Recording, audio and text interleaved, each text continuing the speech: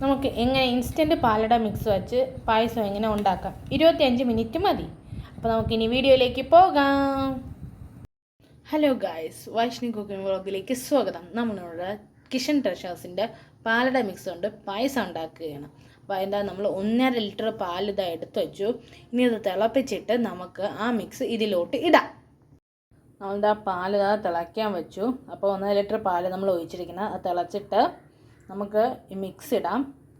ഇതിൽ തന്നെ മധുരം വരും മിക്സിയിൽ തന്നെ, എന്നാൽ കുറച്ചും കൂടി ഒരു ടേസ്റ്റിന് വേണ്ടി കണ്ടൻസ്ഡ് ഞാൻ യൂസ് ചെയ്യണുണ്ട്. നമ്മുടെ മിക്സ് ഇതായിട്ടിട്ടുണ്ട്. അപ്പോൾ ഇനി ഇത് നന്നായിട്ട് വേവണം. അപ്പോൾ ഞാൻ മിക്സ് ഇടുന്ന വീഡിയോ എനിക്ക് എടുക്കാൻ പറ്റിയില്ല.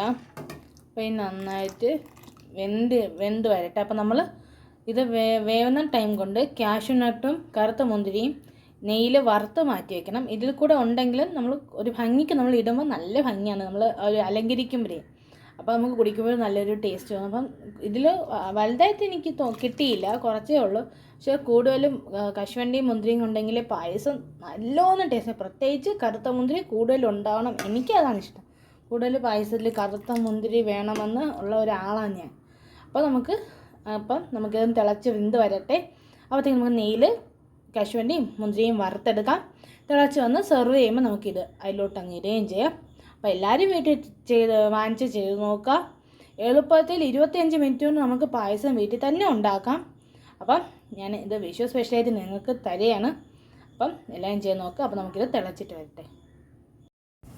അപ്പം നമ്മുടെ പായസം ഇവിടെ റെഡി ആയിട്ടുണ്ട്.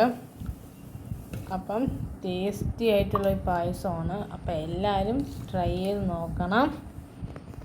അപ്പം നമുക്കിനി അടുത്ത വീഡിയോയിലേക്ക് കാണാം. ബൈ.